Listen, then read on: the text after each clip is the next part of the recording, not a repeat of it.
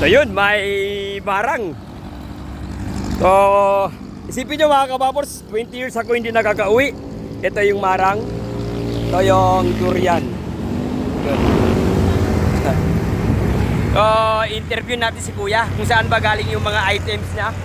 So, sa lahat ng mga taga-Basileños, tanmis siya katyo kome el marang. Yeah. Kuya, ito bang marang mo, pwede na? Pambukas pa ako, sir. Pambukas pa? Eh, paano kung matitesting yan? Hindi ko naman po pwede ipatesting sa inyo ngayon. Kaya nga. So, kuya, ako pala ay taga-Basilan. So, namimiss ko yung ganito. So, 20 years na rin ako hindi nakaka-uwi. Kaya gusto ko sanang itry. So, saan pa galing to? Davao po. Galing Davao pa yung mga items mo. Davao. Same pa rin sa durian. Opo, sir. Oo. Oh, yun, no? Galing pa to sa Naiya. So, galing Davao. Sinundo ni Kuya sa Naiya. So, ganun pala yung mga galing item sa Mindanao. Sinusundo pala talaga sa Naiya. Ano pala pangalan mo, Kuya? Ramon po, Ramon. Oh, si Ramon. Si Ramon, taga saan ba talaga? Taga-Tansa. Lehitimong Tanse. So, siya ay taga Tansa. Ako is from Mindanao. 20 years na rin dito sa Cavite. So, kahit pa paano, ito to, baka pwede na to. I-testing mo, yan. So, para makikita ng mga kababayan ko, sa 20 years na hindi ako nakakain ng marang, i-testing natin ngayon yan. So, sa amin, kuya, sa amin, naabutan ko 1980s, 5 piso pa lang to isa. So, sa ngayon, magtitimbang tayo, magkano na yan? 255. 255? So tingnan nyo no mga kababayan ko, mga Dibasilan de Zamboanga, el precio del marang aquí, 225.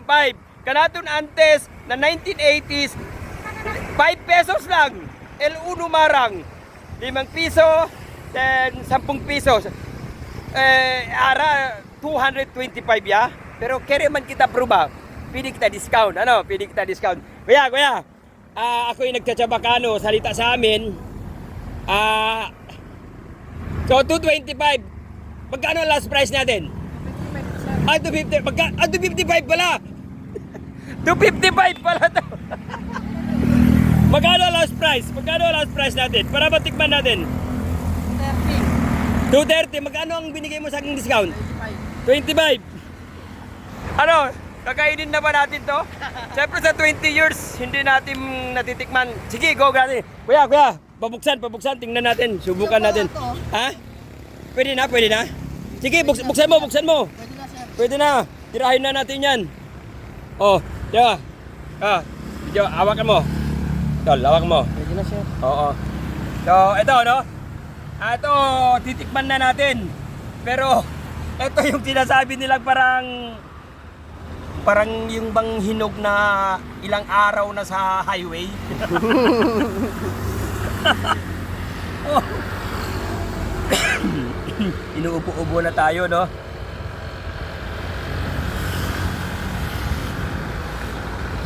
Medyo maano pa. So, ito, para sa aking mga kababayan sa Zamboanga, Basilan, kome kita marang. Bencaro wait lagi. Sabroso kayo. Yung ibig kong sabihin, bien, masarap. Pero ang hinog niya po, hindi po yung galing sa puno. Yung sa amin dati, galing sa puno, tapos kinakain na namin kaagad. Ito, siguro mga 2 linggo. 2 linggo to sa daan. Mga 1 week. Wala, sir. 3 days lang yan. 3 days, hinog na.